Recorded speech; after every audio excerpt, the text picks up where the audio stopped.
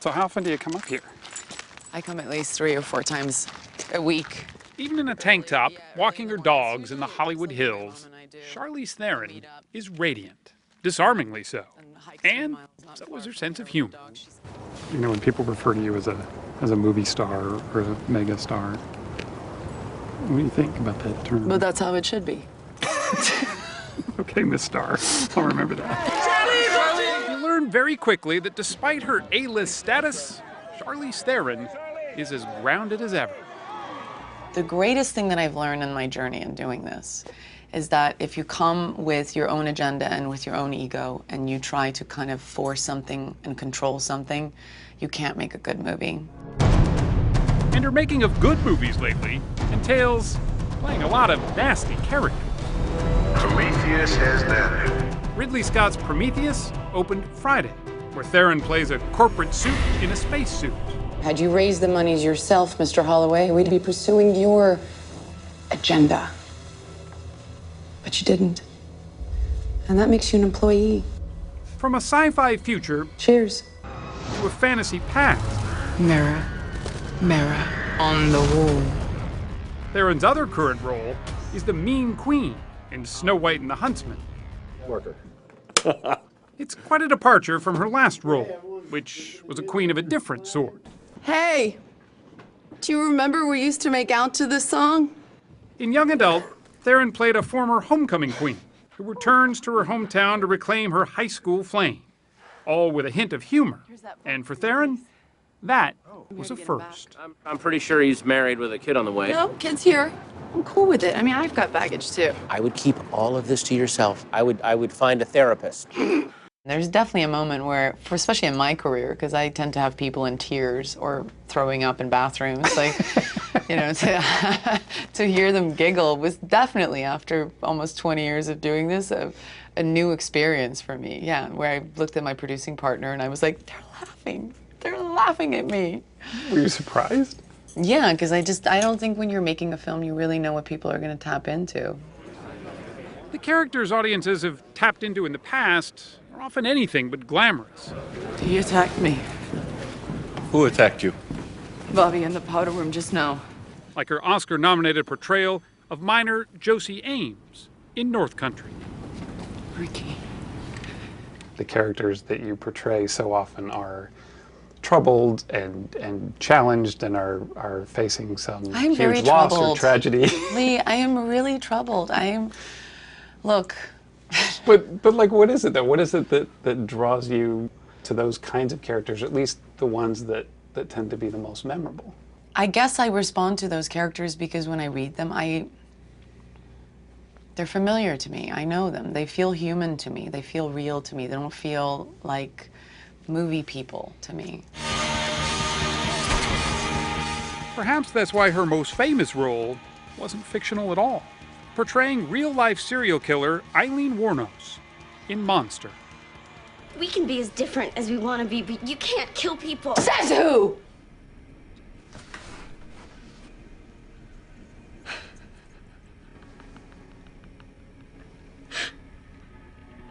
I'm good with the Lord. I'm fine with him. It was a performance that earned her the Oscar for Best Actress, but there were plenty of skeptics early on. Financiers at the time who was financing that film, I will never forget it, called me at 3 a.m. in the morning because I was a producer on it and said, we just saw the first dailies and we don't understand what you're doing. And why are you not smiling? And why do you look like that? And they didn't understand why I gained weight. You look good, yeah.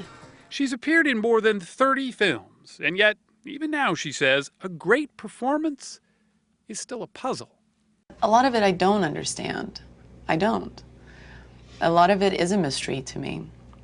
You like it that way? I do. I love the mysteries of the world and of life, and I don't, I don't necessarily want to figure it out. You ever worry though that the mystery might not show up one day? Every day. Are you kidding me? Every day I go to work. That's like, I'm like sitting in my car going, oh God. I think every actor has that. It's all a long way from the small South African farming community where Charlize Theron was born. It's a country she still calls home, but it's also a place of tragedy. At 15, she saw her mother, in an act of self-defense, shoot and kill Theron's abusive, alcoholic father. As huge a moment as that was, obviously, in your life, it seems as though you've not let it define you. Couldn't change it, no matter how much I wanted to. It was tragic, and I was just never going to define myself as a victim and maybe that's what I love about my characters, they're not victims, and they don't try to lean on those crutches. She left home at 16, became a model, and studied ballet before launching her movie career. I loved acting so much that all I dreamed for was that I could support myself just doing that I didn't have to do a second job. How much money did you have? I had nothing. I was literally living from paycheck to paycheck. There were a time that I stole bread from a bread basket in a restaurant. You really stole bread? Yes, I put the bread in my bag. I cherish those moments. I cherish them. She ended up putting down roots in California and became a U.S. citizen. I'm not a passive person. I feel like if I'm going to be living here, then I want to contribute to my community, and I want to contribute to elections, and I want to feel like I'm truly a part of it. And at 36, she says, her life is right where she wants it. Oh my God, my life is amazing. I'm a really blessed person. I have amazing friends. Oh my God. No, I just have a really good life. I come from a country where there's an awareness for me every single day of how blessed I am. Did you miss me? South Africa is never far from her heart. 4 years ago, she started a charity, the Charlize Theron Africa Outreach Project.